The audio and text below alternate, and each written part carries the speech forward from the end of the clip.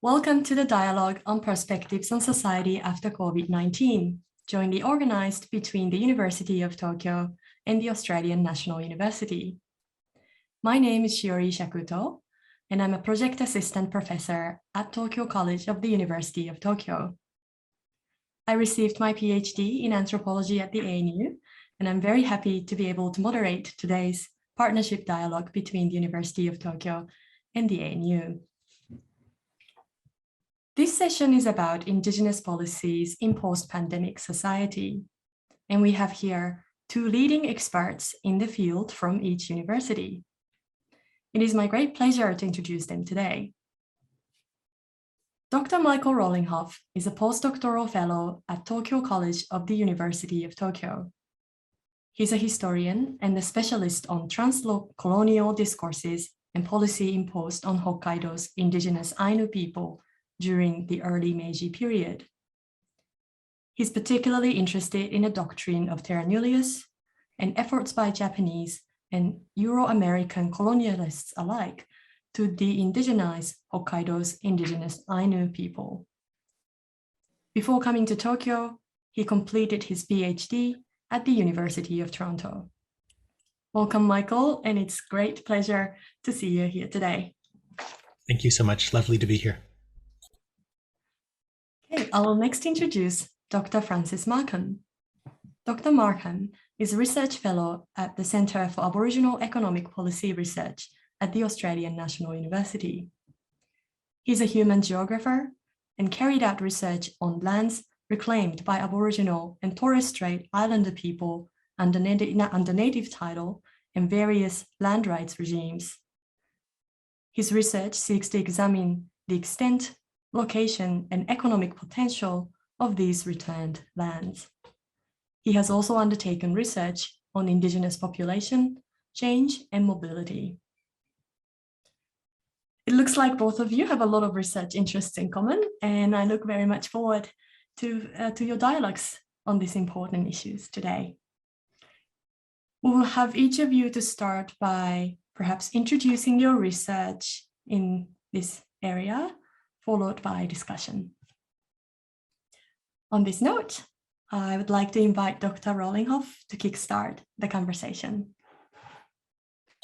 Okay, thank you so much. I'm just going to share my slides here. I only have, I think, exactly 4 slides plus the intro. So I'm sorry, are you able to see them? Okay. So thank you very much. So again, my name is Michael Rollinghoff. I'm a postdoctoral research fellow here at Tokyo College, and I'm doing ongoing research into both historical issues related to the Ainu as well as contemporary issues related to activism and health. So thank you so much to Shiori for organizing this event, and also it's wonderful to meet Frances. So let me dive right in. So today I'm going to be discussing COVID-19 and Japanese indigenous policy, focusing primarily on the Ainu, an indigenous people native to what is today the Japanese island of Hokkaido. I should note that because of time restraints, I'll be speaking less about Japan's other self-identifying indigenous group, the Ryukyuan people, whose insular territories are split between the Japanese prefectures of Okinawa and Kagoshima, and who, like the Ainu today, live in cities across Japan. So I was asked to do this research partly because I've been doing asked to do this dialogue because I've been doing ongoing research into the effects of epidemic disease in Ainu communities in the late 19th century. And for this research, I've been utilizing colonialism as a social determinant of indigenous health frameworks developed in Canada and Australia to assess or reassess the etiological causes of diseases such as syphilis, smallpox, cholera, or tuberculosis, which disproportionately affected Ainu communities. Sorry, one second.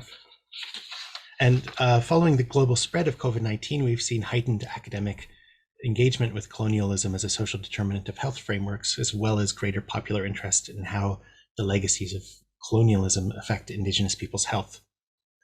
However, with that said, I've been a little bit surprised at how little has been written on COVID-19 and the Ainu, both in mainstream Japanese media as well as in policy papers published by the Japanese national, and Hokkaido prefectural governments. Instead, the vast majority of reports in mainland Japanese newspapers refer not to the effects of COVID-19 in Ainu communities, but instead to Upopoi, the National Ainu Museum, which opened in summer of 2020, and how COVID-19 affects its operations.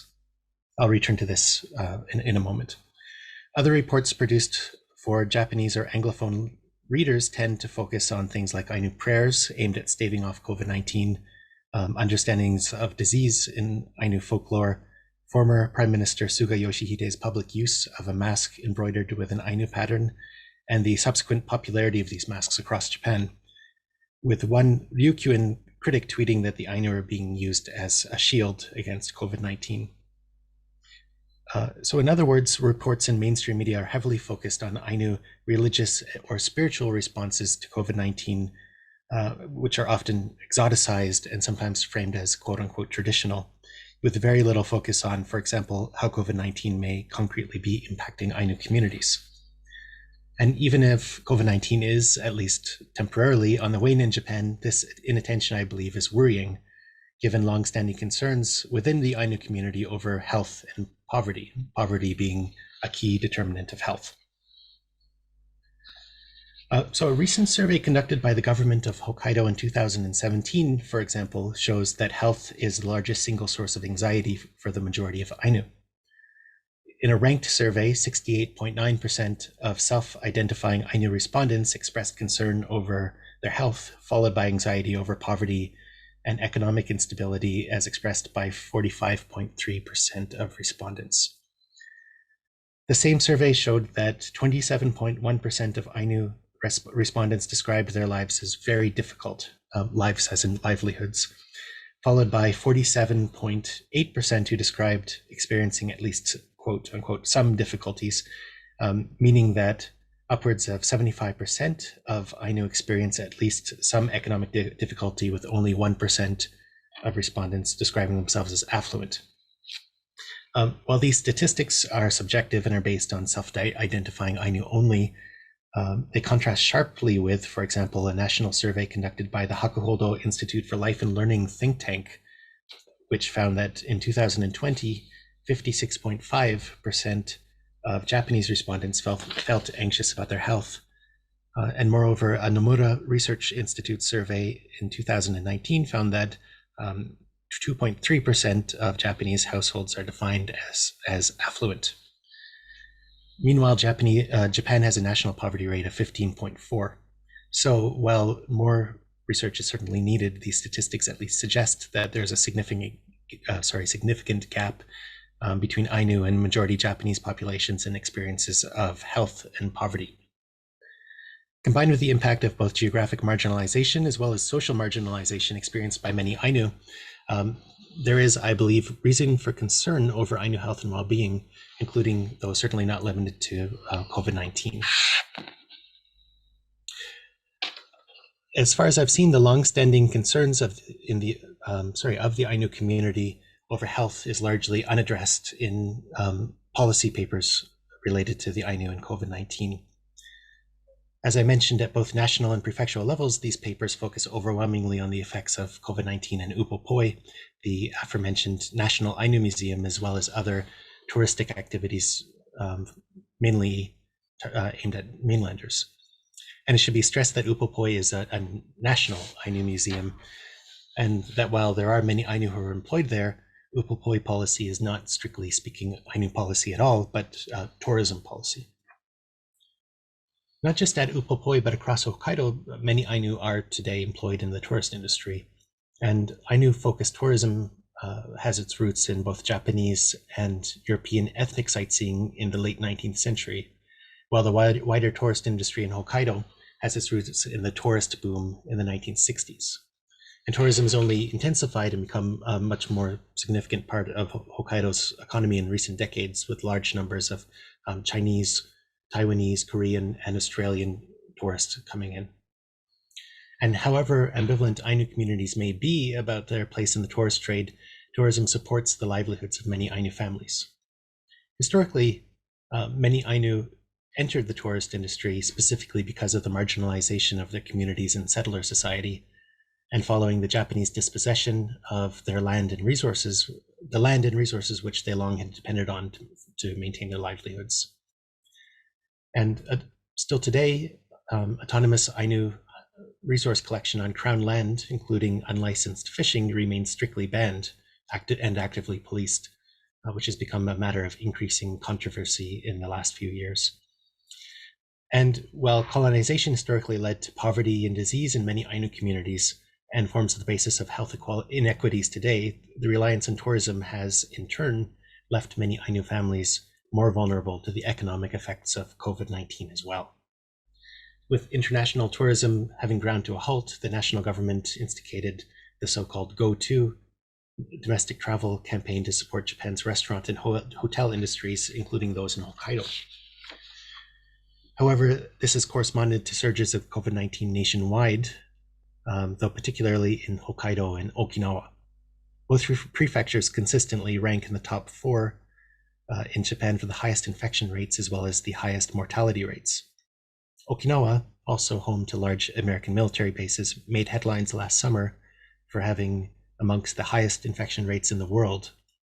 That was in August, I believe, which constituted 5.3 times the national average in Japan.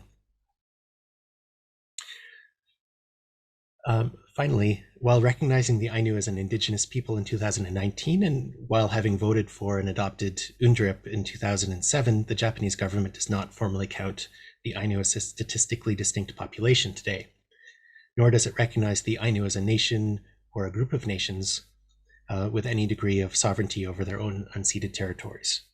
The state does not clearly define, in fact, who is and isn't Ainu, and writes Ainu policy based on this indistinction.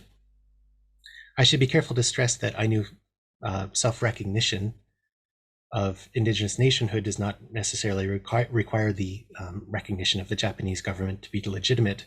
However, there are some clear consequences of the state's non-recognition of the Ainu as a distinct population is related to health policy. First of all, this means that the actual self-defining Ainu population is largely unknown to the state, with population estimates thereby ranging from as few as 13,118 Ainu, according to the 2017 survey, to upwards of 300,000 Ainu living in Japan today. Accordingly, it's unclear what population could be served by Ainu-specific health policies or post-pandemic economic recovery efforts, should the state choose to enact them. It also becomes very difficult to collect any data for either government officials or academics on Ainu populations outside of soliciting information from self-identifying individuals. Secondly, the non-recognition of Ainu communities, amongst other things, limits the ability of Ainu majority communities to define their own public health policies based on their own needs. And this is not, of course, limited to COVID-19.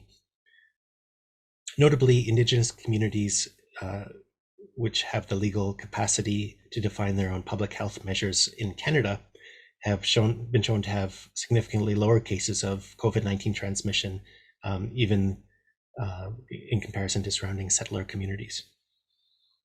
However, based on current data collection methods, the government's focus on Ainu-themed tourism and the lack of Ainu autonomy, ensures that these inequities will continue into the future. Thank you.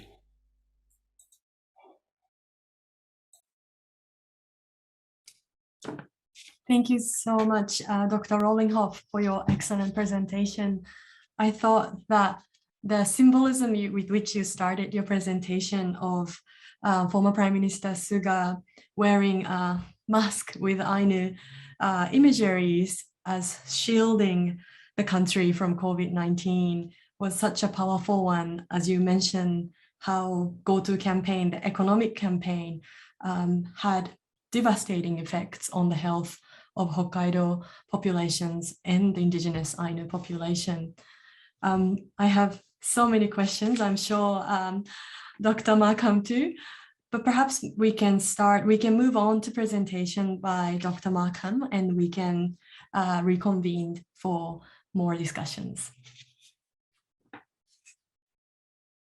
Thank you very much, Shiori. I'll put my slides on now too.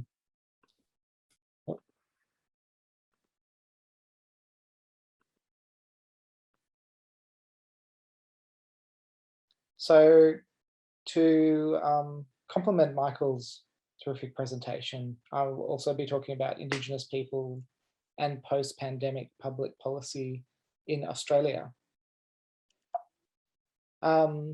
This research draws on a few different projects that I've been involved in, essentially evaluating Indigenous public policies at the Commonwealth level, the federal level in Australia, in particular looking at employment policy, as well as a 3-year government-funded evaluation in the state of New South Wales, looking at their policy there for devolving decision-making power to regional Aboriginal groups.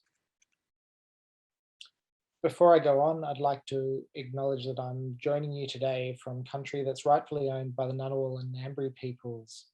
I acknowledge their country, their custodianship of their country, and the elders past and present.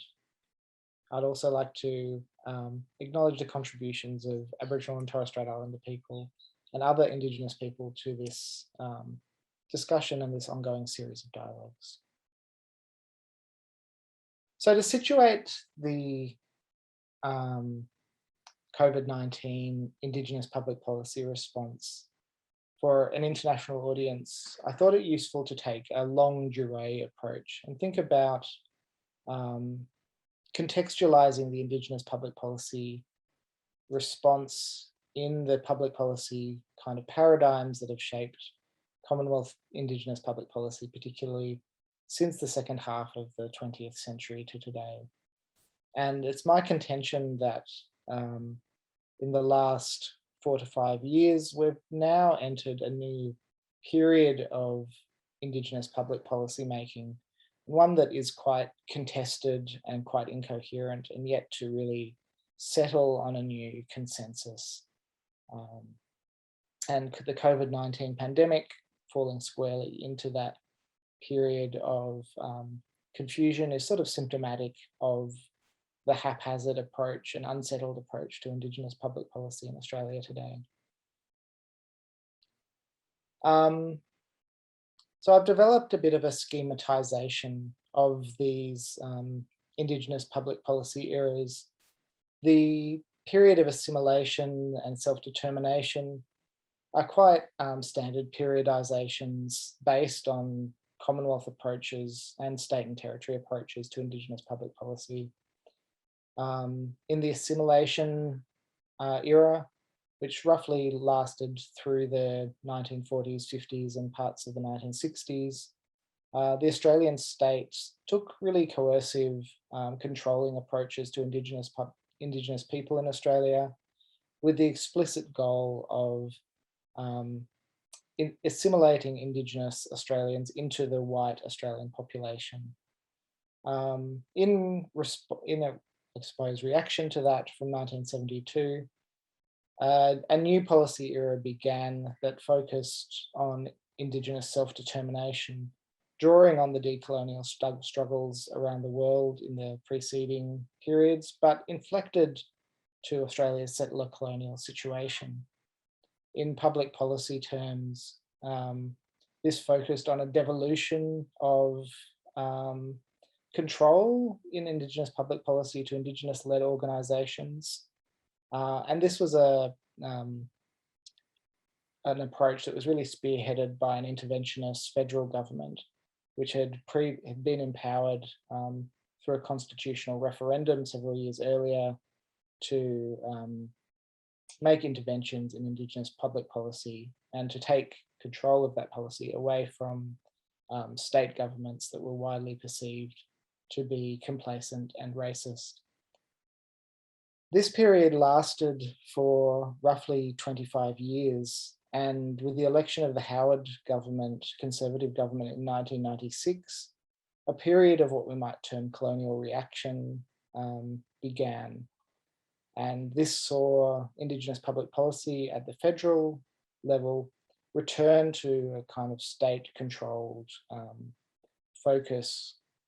The implicit, this time, focus of such policies was often on reshaping Indigenous subjectivities And such policies typically took on a neoliberal bent. And it's really my contention that this period is now perhaps over, is perhaps morphing into something new. And I've called the present period from around 2016, or the change of government away from the Prime Ministership of Tony Abbott to the Prime Ministership of Malcolm Turnbull, a period of interregnum where we're still trying to work through what the new settlement around Indigenous public policy will look like. Public policy in this period has really been focused on what gets termed a partnership approach. Public policy made through agreements between governments and Indigenous peoples, but often bounded agreements or unequal partnerships between parties who have a great imbalance of power and resources. A great deal of emphasis is placed on policy co-design, but as we shall see, much of that co-design is in name only. And this period has also seen a federal divestment from Indigenous public policy domain. So what has changed since the advent of COVID-19? I think that I'd like to focus on two key changes over this period. The first was a coincidental change in public policy approach, coincidental in the sense that this change was a long time in the making and coincided with the arrival of the pandemic in Australia. The first of these changes has been the creation of a new peak body for Indigenous advocacy in Australia called the Coalition of Peaks, who came together to form an agreement with the Commonwealth and state and territory governments around the flagship approach to Indigenous public policy in Australia, termed Closing the Gap, which seeks to reduce disparities between Indigenous and non-Indigenous populations on a range of indicators, primarily around health, education, employment, and more recently around other indicators, including justice system involvement and return of lands and waters, among others. Now, the creation of this new coalition coincided with the COVID-19 pandemic, and it's the presence of this new peak body, which is really a federation of peak bodies representing Indigenous service organisations like health services, legal services, landholding organisations, and education advocacy organisations, and many others. The presence of this new federated coalition of peaks has made them a ready partner for governments during the pandemic. Well, I haven't provided slides on this. It's probably worth noting in the context of Michael's excellent presentation that Indigenous people in Australia fared extraordinarily well during the first wave of Australia's pandemic, which mostly took place through the middle of 2020.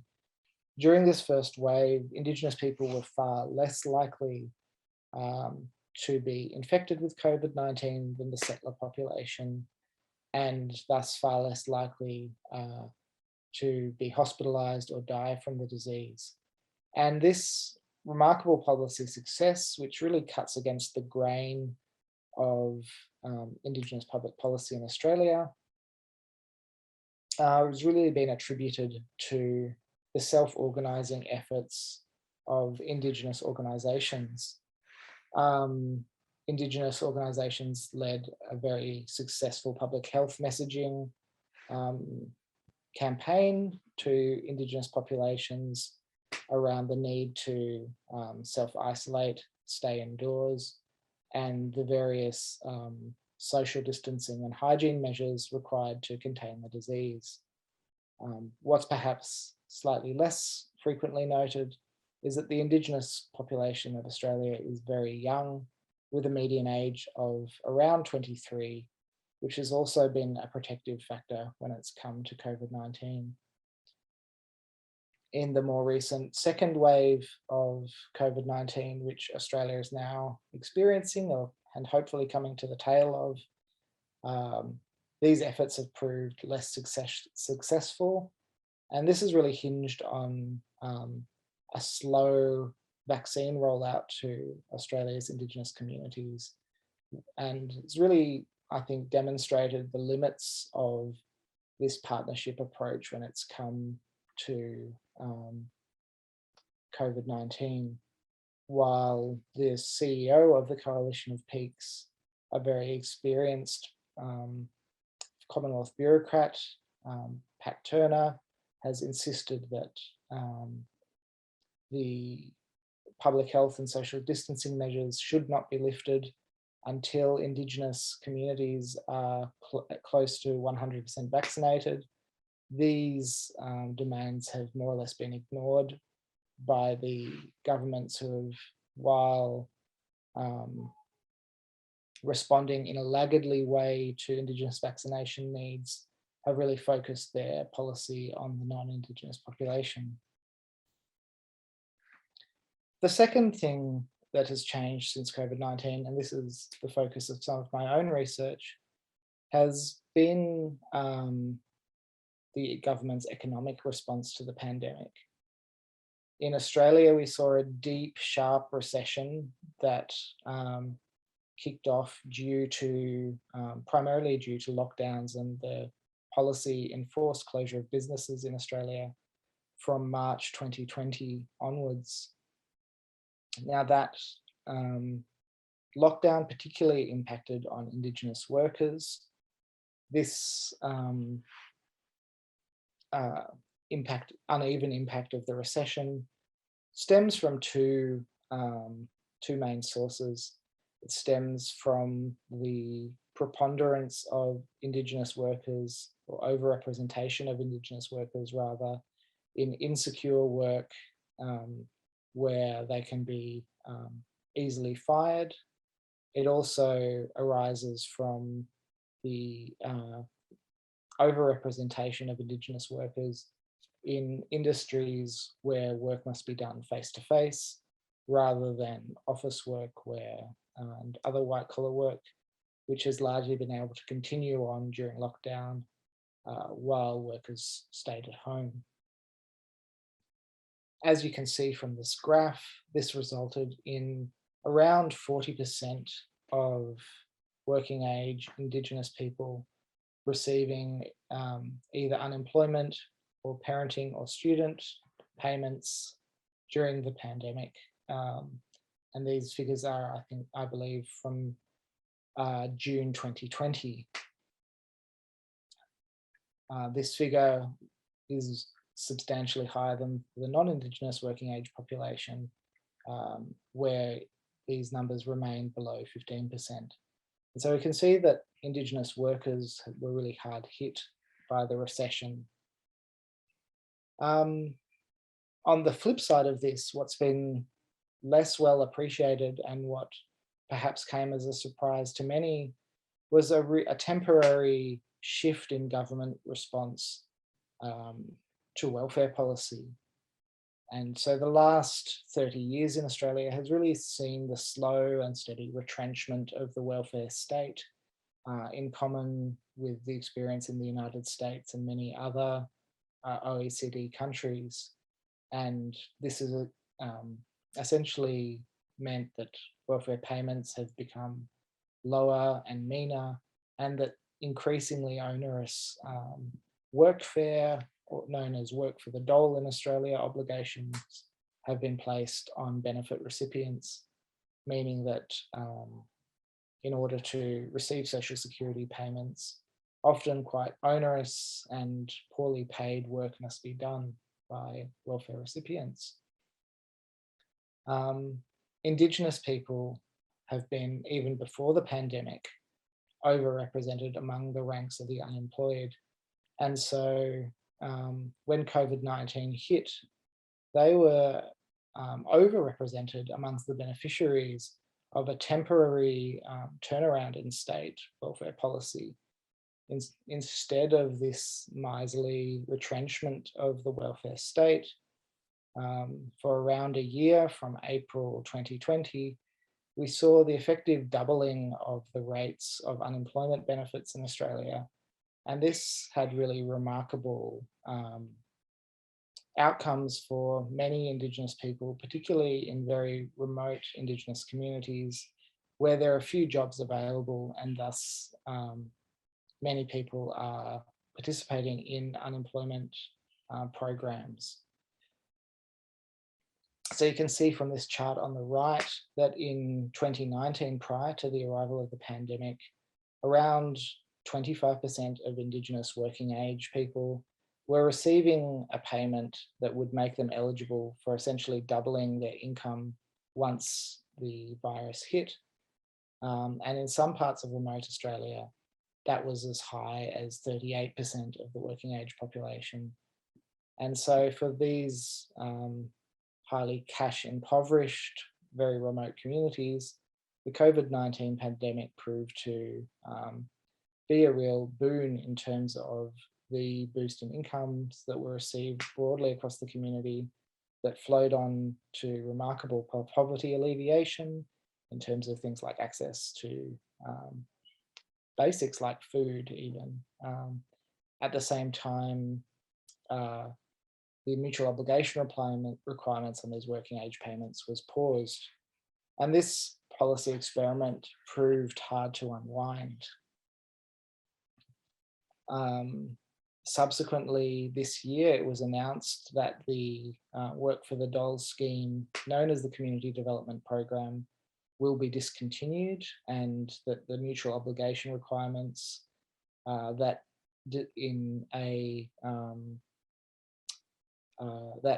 were overly onerous on Indigenous populations have been discontinued and paused. And so the question has arisen, what will replace the Community Development Program?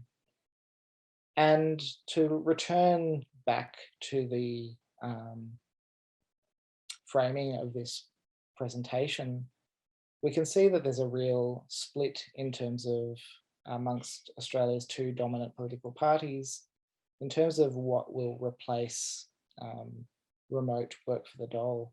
The Conservative government essentially wants a slightly gentler, slightly less racist and discriminatory version of the same thing that has slightly higher payments and slightly less work for the dole, whereas the centre-left opposition has really shifted quite radically over the last probably 3 or 4 years, and is now advocating for a return to the policies of the self-determination era.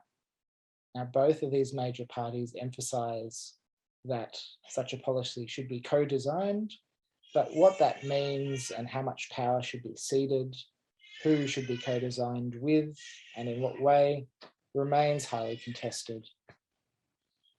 So where does that leave us? I think it's fair to say that Indigenous public policy post-pandemic, it's a bit of a mouthful, has been characterised by the breakdown of ideological hegemony, whereas there was a bipartisan consensus in, say, employment policy to really focus on neoliberal workfare for the last 20 years. We're now entering a period of confusion where ideas are contested across the political divide, and the future appears quite open. There is this emerging consensus that can be identified on Indigenous settler partnerships and co-design, but the content of the terms partnership on what terms, between whom, with what accountability, and these same questions might be raised about co-design. These questions are deeply contested and thus far unresolved. Thanks very much.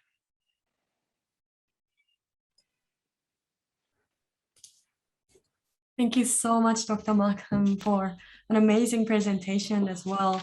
I find your taxonomy of shifting political policies for Indigenous people across the generation extremely helpful. And also, I thought your insights about this unexpected outcome of COVID pandemic policies, where some of the Indigenous population's income level has increased because of that payment, was at once empowering and disturbing. It's empowering because great, now the issue has been brought to the fore, to the government attention. At the same time, it took a pandemic for the shift in the policy or the conversation to start. So, but I thought what you ended your presentation with, this idea of co-design as perhaps a way to shape the future policy, was very interesting, and I'd love to hear more later today as well. But since I would bring the conversation back to both of you, the experts in the field, I'm sure you have many questions and comments for each other as well. Perhaps since Dr. Markham has just finished talking, maybe I will bring the conversation to Dr. Rollinghoff. I wonder if you have some comments, response, or questions to Dr. Markham. Certainly, yeah. I thought it was a fascinating presentation. I should have mentioned from the top that I'm Canadian, so there are definitely many parallels with Crown Indigenous relations, as well as the kind of background of policy. So there, a lot of it was quite familiar. I was very interested in. I was going to ask you. I'm always kind of rubbish at thinking of kind of sophisticated questions, so I have sort of maybe a simplistic one, but I hope we maybe can kick off a little bit more conversation. But you're talking about this breakdown of established hegemony, which is something that I think is common to Japan with the recognition of Ainu indigeneity in 2019, but also in Canada with the Truth and Reconciliation reports and calls to action, which have created large-scale institutional change, and sometimes kind of bad faith. What's the right way of putting it? Sometimes say political figures or institutional figures that would kind of adopt these recommendations in name only. But in both cases, there's sort of a right before COVID-19, quite a large sea change in terms of Indigenous policy. And I think at this point, while COVID-19 has wreaked havoc in many ways on many sectors of society, I think it does create these opportunities for significant and lasting institutional change in policy, or perhaps even in kind of public sentiment towards Indigenous populations. And I was wondering if you could, maybe my very simplistic question then is, if you feel optimistic about the future of where this will lead Indigenous populations in Australia. Yeah, perhaps it's a simple question, but it's one with maybe a complicated answer. I think things appear to me to be kind of more open than they have been, and that's an openness in a true sense, that it could be open to positive or to negative change, I suppose, as I see it, in terms of Indigenous rights. And so I think the last sort of 25 years have really seen Indigenous people and formations and organisations really fighting a bit of a rearguard action to try and retain the gains of the previous 25 years. And as kind of institutions were like, nationally representative bodies for Indigenous people were retrenched, and as the Commonwealth took a kind of paternalistic approach to Indigenous public policy, there's sort of been Indigenous people in Australia have really been fighting a kind of resistance against that encroachment from the state. And now it seems that there's a few different possibilities, but that retrenchment seems to have stopped. And I don't think it's clear what sort of new alliances will form, what sort of new ideologies will take hold to replace it. And, you know, it's striking to me. I've been thinking about this for the last couple of years, and that these questions don't seem to be getting any clearer. Perhaps because of the pandemic, these questions have been sort of put on pause as we work through a crisis response, but that crisis response has created its own new kind of, its own new circumstances. And so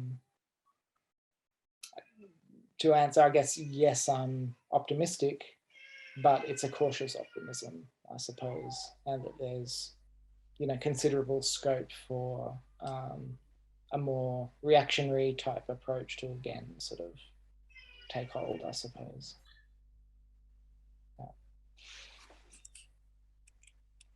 Thank you very much. How in terms of, you mentioned the Japanese government's approach has sort of been shifting in recent years as well, and I wonder if you could perhaps outline what that change has looked like. Yeah, certainly. So as I mentioned, the Japanese government, it voted for and then adopted UNDRIP in 2007, which notably the Canadian and Australian governments voted against. Yeah. But at that time, there was no formal recognition of Ainu indigeneity. However, the Japanese government was trying to replace the so-called former Aborigines Protection Act, which was instigated in 1899 and then finally repealed in, I believe, 1997, which was similar to the similarly named Aborigines Protection Act in, I guess it was the British colony of Victoria at the time, but also similar to the Indian Act, where it was basically designed to streamline kind of paternalistic assimilation policies in Indigenous communities. And that law had been kind of made a dead letter in the 1970s, but there was significant movement in the Ainu community in the 1990s to try to replace it with cultural and language revitalization programs.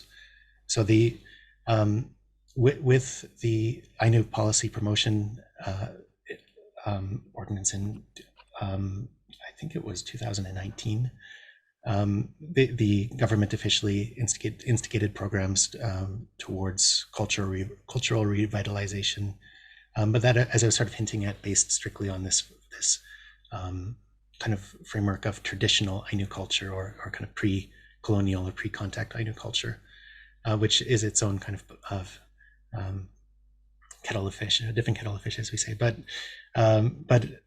at the same time, in recognizing Ainu indigeneity, that made UNDRIP legally binding in Japan.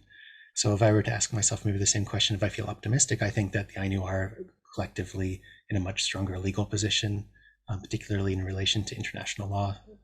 And even while there are many quite significant issues related to current Japanese Indigenous policy, mainly not recognizing Ainu self-determination, that I think that things will probably progress in a more positive direction post-pandemic.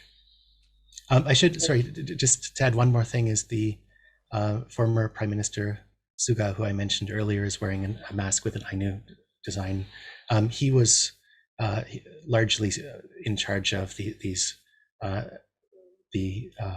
Ainu Policy Promotion Act. So it was, and he's sort of treated with some ambivalence in the Ainu community, where some people were quite upset when he resigned earlier this year, because they saw him as a symbol of, at least, even if there's some issues with how Ainu law has evolved over the past 2 years, at least moving towards more recognition and more kind of inclusion of the Ainu into kind of mainstream society in Hokkaido.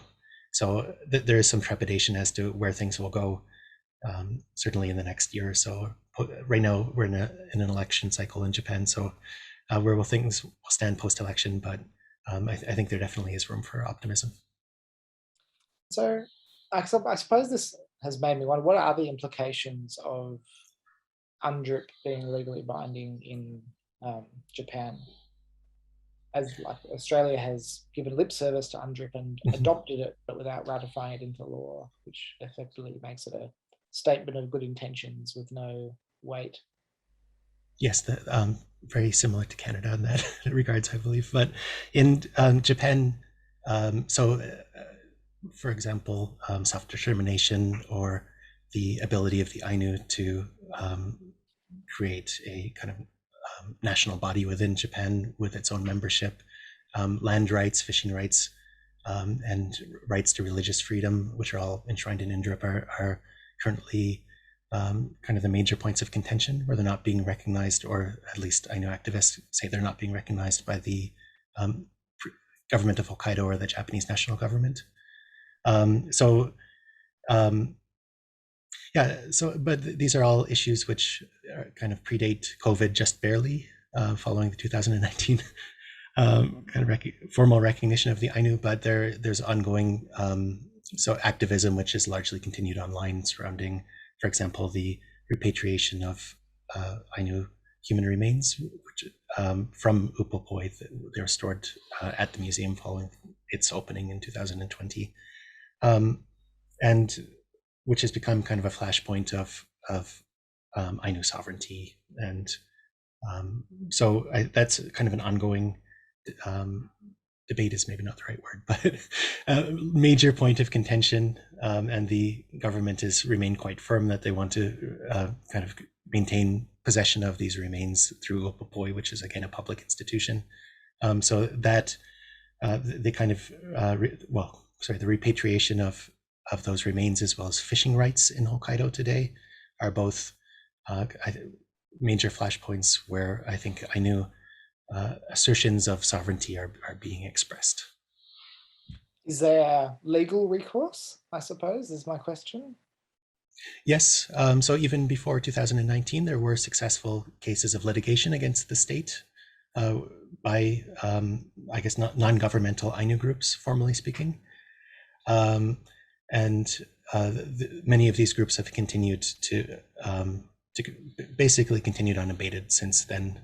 Many of their members are quite elderly in some cases, so I'm not sure how things will go in the next, like with the younger Ainu, how I guess they become politically engaged into the future. But yes. Can I jump in to ask a related question about recognition and acknowledgement? I wonder, so Dr. Markham started his presentation by acknowledgement of land and traditional custodians of the land, which we see in Australia, but in Japan, perhaps I'm not aware, but I don't really see that type of acknowledgement of the traditional custodians. I suppose my question is that a common practice, say, for example, in Hokkaido? And if not, do you think that's something that would have a symbolic power, if not an actual power, for the purpose of self-determination or material consequences of giving recognition? Yeah, that's a great question. I was actually considering including land recognition. I'm currently in Tokyo, and the exact borders, historically speaking, of where Ainu territories end and Japanese territories begin is not entirely clear, being neighboring peoples. For example, Mount Fuji is believed to be a name of Ainu origin, and there are many place names as far south as Kyushu, which suggest historical Ainu inhabitants. While most Ainu would not claim indigeneity on mainland Japan today, I think there's still, as I said, some ambiguity. For my own work, much of my research is conducted in Hokkaido, and I've been able to interact with many scholars of the Ainu or of Hokkaido history, and it is not a common practice. And the land acknowledgements in Canada are currently under, I think that there's some criticism, again, of politicians or of academics making acknowledgement strictly as lip service. And in terms of how it would contribute to Ainu self-determination or reconciliation efforts, I think it really depends on the spirit of the individual. But in my own work, I've made Ainu sovereignty as sort of one of the bases by which I'm analyzing Hokkaido's history. And I'm very directly critical, as you mentioned in your kind introduction earlier, of the doctrine of terra nullius, by which the Japanese government claimed Hokkaido, which is formally extinguished Ainu sovereignty or peoplehood. So there is sort of a political dimension to my larger work, which is yes, it directly aimed at recognition, I suppose. It's interesting. That same debate that you mentioned, probably from Canada, has also been echoed here. But I think land acknowledgements in Australia have become, not just in academic or political circles, but have become quite normalized in, say, you know, large meetings would be, a land acknowledgement would now be normalized, or the start of sporting matches and public events. And many of those same criticisms were really aired in Australia when they were being introduced. But I think what has been, and you know, those criticisms have a real point in the sense that often they can be hypocritical, often they can be tokenistic. But at the same time, I think, regardless of the sincerity of these acknowledgements, at times they've served a real educational purpose for the settler population. And now, compared to when I was a child in Australia, most people know which Aboriginal nation they live on in Australia. And I think it's probably contributing to a change in political awareness amongst the settler population in a very small way. But we do see kind of trends in the settler population in kind of sociological surveys towards a greater degree of support for Indigenous people's rights, land rights, and so on, amongst the non-Indigenous population over time. Yeah, I think here there's much more of a, I think, growing consciousness towards, as I mentioned, that the like etymologies of place names as Ainu names. And I saw actually I was at the predecessor to Upopoi, which was then a privately owned, an Ainu-owned museum and kind of cultural facility, where one of the staff member was talking about the etymology of the local town and was kind of asking Japanese tourists who were present that were from Hokkaido if they knew the name, like the root of the name of their respective hometowns, and almost nobody did. But 80% of place names in Hokkaido still today are of Ainu origin, and like, I don't know percentage-wise, but many names throughout Japan. But I think in that way there's been kind of there are several books that you can get which will have sort of a breakdown of the etymologies of different place names, and some of it is sort of kind of maybe just general interest or has elements of folklore, but I think there is also an element where people are kind of re-indigenizing the land. And the place names too are often descriptive, and there have, so for example, when I was preparing for this talk, I was looking at place names that were related to historic epidemics of disease, which were areas that had been cleared out, and the place name reflected that, or places where traditionally people would escape to at times of disease. So there is sort of inscribed in the geography of the land the history of Ainu health in some ways.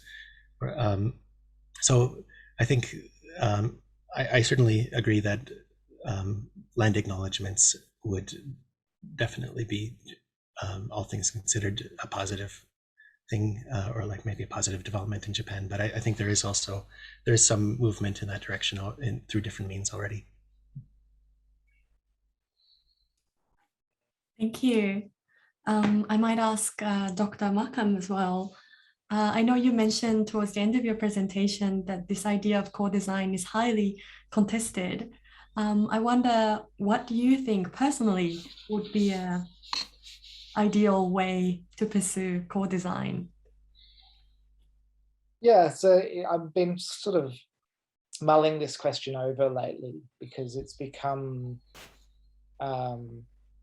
in some ways, co-design is an old idea that sort of comes from participatory policy design, but with a new kind of badge, a new label.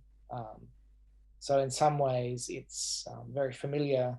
In other ways it's become something of a new buzzword that's becoming used in policy circles to talk about how non-Indigenous governments can provide some legitimacy to their Indigenous focused public policies. And I think it sort of sits on a bit of a spectrum between sort of tokenistic consultation towards something which is more of a true power sharing and engagement approach. I suppose the question, thinking back in that historical kind of periodization that's a little bit too neat, but I think it's helpful to think with.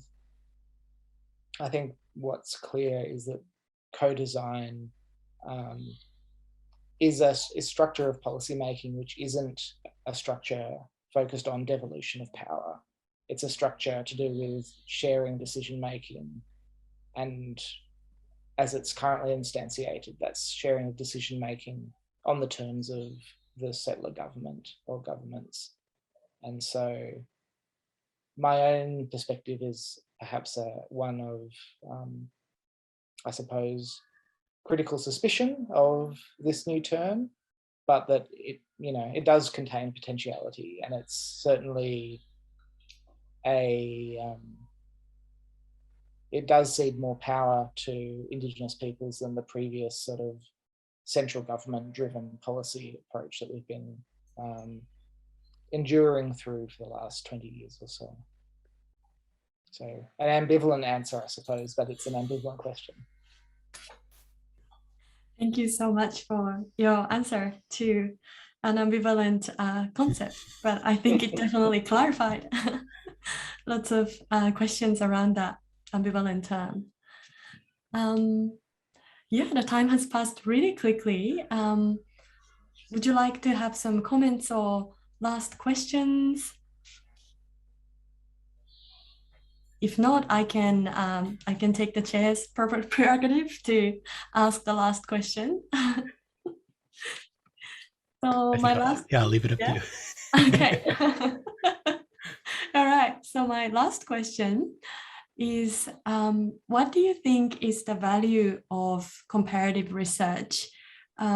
So today, Dr. Markham has shared insights about Indigenous Australian policies, and Dr. Rollinghoff on Indigenous Ainu population, as well as Canadian Indigenous policies as well. What do you think are some of the values of these comparative research analysis to further some of the issues identified in today's presentations? I might take this one if that's okay. Because I've been thinking about this as we've been going along, and Michael's the historian, not me, but I think from my perspective, part of the value in comparative work is to start thinking about questions which are transnational, and as we've been discussing policy trends in Australia, say, Michael's been noticing similarities in Japan, in Canada, and that these aren't coincidental, because these, ideologies and policy approaches circulate internationally, transnationally, through bodies like the United Nations Permanent Forum on Indigenous People. And so, as I sit here puzzling over what this new kind of approach that we're seeing in Australia is, there's probably lessons to be learned by looking overseas, because I suspect there's similar shifts taking place in other places that will help to kind of clarify exactly what it is that's happening here. Yeah, likewise, I think there's a lot of value. Yes, as an historian, I think no question that historically policies which have brought us to the place we're at today were, I guess, written by figures who were very conscious of, for example, in the case of Hokkaido, of what was happening in Australia. So when I mentioned the former Aborigines Protection Act, Kato Matsunosuke, who first proposed the act, directly alluded to Aborigine policy in Australia when proposing the act for Hokkaido. And certainly other British or American laws had a strong influence on Japanese policy.